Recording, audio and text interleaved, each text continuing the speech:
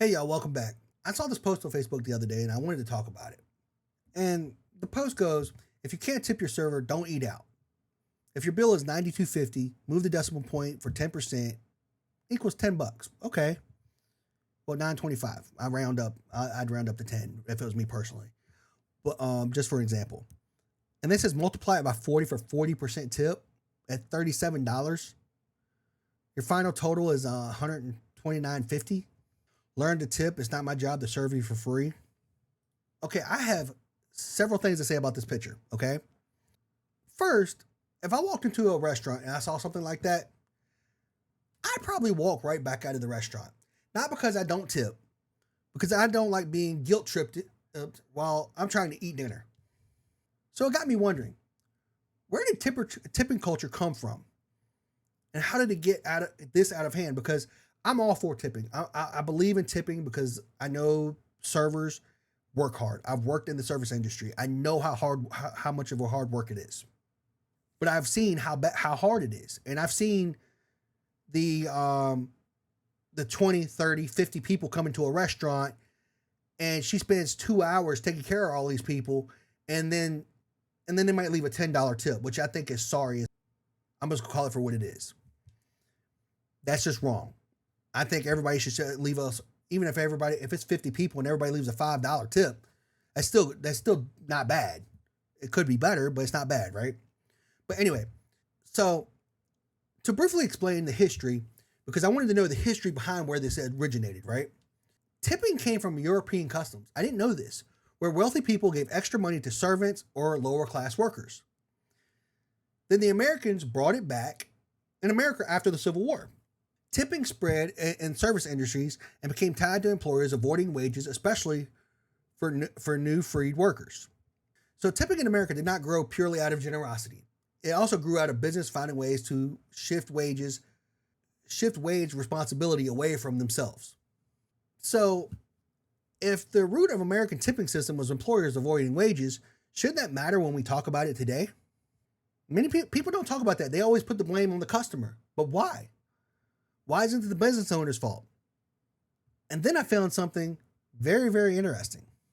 Under federal law, tipped workers can be paid as little as $2.13 an hour directly by the employer, but the federal minimum wage is $7.25 an hour in most states.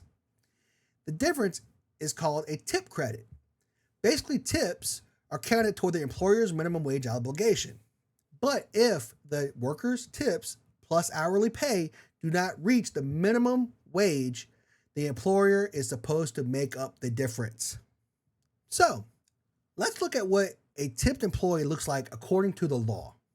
According to what counts as a tipped employee is anyone that makes more than $30 a month in tips. The United States Congress, via the Fair Labor Standards Act, sets the absolute legal definition of who can be paid under the tipping system. The law code, Title 29, United States Code, Section 203T, also enforced under Federal Regulation 29 CFR 531.51, what the law actually says. Tipped employee means any employee engaged in an occupation in which he or she customarily and regularly receives more than $30 in tips a month. Here's where people miss. It came from the United States Department of Labor, Wages and Hour Division, which enforces the federal minimum wage laws nationwide. The law code is Title 29, Code of Federal Regulation, Section 531.59D, and summarized in the DOL fact sheet number 15. And what does that law say? If an employee's tips combined with the employer's direct or cash wages do not equal the minimum hourly wage of $7.25 per hour in each work week, the employer must make up the difference. But you never hear people say that. You never hear it. So now that we've read the law for what the federal government says, for context, when people bring up servers making $2.13 an hour, that number is real. But the federal minimum wage is $7.25, which we just covered under the federal law. The employer can pay tipped worker $2.13 directly and count tips toward the rest. But if those two tips don't bring the worker to minimum wage, the employer is supposed to, by federal law, make up the difference. So yes, the system puts pressure on tips, but it also shows that this is a wage structure issue, not just a customer generosity issue. And this is where, to me, it comes off backwards. Because when a server doesn't make enough money, who usually gets blamed? The customer. Well, they didn't tip. They wasted my time. I'm working for free. No, you're not. Not according to federal law. And let's be real for a second. How many customers actually know how the tipped wage system works if they've never worked in the service industry? How many? Probably zero. I won't say it's zero because I don't know, but I'm betting it's pretty close to zero if you've never worked in the service industry. How many people walk into a restaurant and know the difference between federal minimum wage, tipped minimum wage, tip credits, state wage law, or what the employer is legally required to cover? Many don't know it all. They're not restaurant owners. They're not payroll managers. They're not the ones who created the tip wage system. They're not the ones who decided what servers gets paid per hour.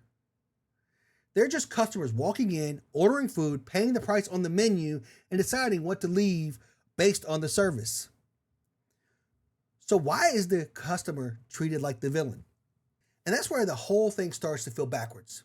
Because if the business controls the wages, the price, the staffing, and the payroll, shouldn't the business also be the first one we look at when it comes to wages? Now, I'm not saying the customer shouldn't tip because I'm all for tipping for good service. But I think it should be extra, which I don't know why they don't do that anyway, pay them actually livable wages in the first place, but that's neither here nor there.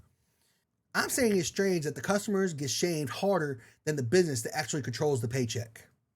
And this is where I think there's an inconsistency worth pointing out. Personally, I hate politics, period. Not because I don't care about what happens in the country, but because politics has been dragged into everything. Movies, games, food, jobs, conversations. Everything gets turned into left versus right. And instead of having conversations about differences, it turns into us versus them. But that's not the truth. Most people are just trying to live their lives, raise their families, work their jobs, and provide for the people they care about. We may have different values or beliefs, but that doesn't automatically make the other person the enemy. And I'm not going to turn this into a political rant. I'm just looking at this from all angles.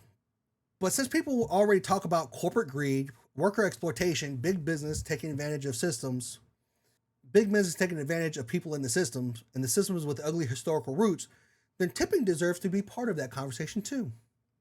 Because if America tipping has roots in employers avoiding wages, and modern systems still allow businesses to pay tip workers less because tips are expected, why does the restaurant get a free pass? Why does the customer become the villain? If people care about workers, shouldn't the goal be for workers to be paid fairly by the business? Shouldn't the issue be the wage structure itself instead of shaming the customers who didn't create it? That's the part that seems inconsistent to me. And again, this is not anti-server. I'm all for servers. Hell, I take it when I go out to eat with my wife, I take it I'm nice enough. I actually stack my plates and stuff and put everything together so that their job's a little bit easier. This is anti-shakedown, period. Servers deserve to be paid fairly. Customers deserve to be treated respectfully. And businesses should not get to hide behind workers while customers take all the blame. Period. Many of you may not know this, but in many countries, tipping is not expected. It's smaller or is treated as a bonus, or in some countries, is considered rude and against the rules. Let's take a look at some examples. Japan, tipping is generally not part of the culture and may confuse people. South Korea, China, Taiwan, Singapore, tipping is generally not expected the way it is in America, though customs can vary by tourist area and service type. Australia and New Zealand, tipping is not a major expectation. Parts of Europe, tipping may happen, but it is often smaller, like rounding up or leaving 5 or 10%. In many countries, tipping is a bonus. In America, tipping has become part of the wage structure. That's the problem. So, let's ask, how did tipping get out of hand? It didn't happen overnight. Over the last 15 to 20 years, tipping slowly evolved from something mostly tied to sit-down service and to something attached to almost every transaction. It used to be simple. You sat down, someone served your table, you tipped based on the service. Then the expected percentage started creeping up. Then COVID pushed it even further because people tipped more out of sympathy and support for the workers. But after things reopened, those higher expectations didn't really go away. So now customers are paying higher menu prices, dealing with inflation, sometimes getting hit with service fees and still being asked to pay 20, 25, 30% or more before real service even happens. And let's be honest, if you're paying for it before it happens, that's not tipping. Tipping is a percentage of the bill after the fact. And honestly, it didn't explode. It crept slowly. I've been watching this for a long time. Before, it was just a tip jar or money left on the table after paying your bill. That's the way I grew up. Now a screen flips around and suggests tips like 20, 25, 30% or higher, and the employee is standing there. Now the customer is pressured socially before they even finish the transaction. And digital payment screens made this worse. It used to be a tip jar sitting on the counter. You could drop $1, drop in some change, or ignore it. Now the screen flips around and it gives you suggested tips. Sometimes the lowest option is already high. And the employee is standing right there. And now you're not trying to decide whether the service deserves the tip. You're deciding whether you want to look cheap in front of the person holding the tablet. I hate to break it to you, but that's not gratitude. That's social pressure. If the tip requested before the service ever even happens, is that really a tip? Or is it just an extra fee with emotional pressure attached? And this is where tipping loses the plot for me. Tipping is supposed to be appreciation for good service. It's supposed to be something extra you give because someone took care of you, did their job well, made the experience better, and went above what was expected. But once tipping becomes expected everywhere at higher percentages before real service even happens, it stops feeling like appreciation. It starts feeling like pressure. And once customers feel pressured, they start getting irritated.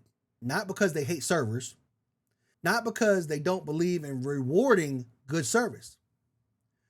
Because if you are being guilted or shamed into giving, then it isn't generosity.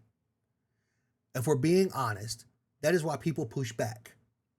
So, here's the question. So after looking at all of this, I think the issue is pretty simple. Tipping for good service is not a problem. I'm all for it. If I got money, I'll leave you a $10, $20 tip. I don't care. When I have the extra money. Problem is when tipping stops being appreciation and starts becoming pressure. Once customers are guilted, shamed, or treated like they are responsible for a wage system they didn't create, people are going to push back. And honestly, I don't blame them. Now please, don't get me wrong. I believe in tipping well for good service. I believe all servers deserve respect and to be paid honestly and well. However, restaurants need to stop turning dining out into a guilt trip and a moral shakedown. Pay your people properly, price your food honestly, and let tips go back to what they were supposed to be, appreciation for good service, not a guilt trip for walking through the door. But this is how I see it. What do y'all think? Has tipping culture got out of hand, or am I wrong on this one? Drop it in the comments. I'll see y'all next time.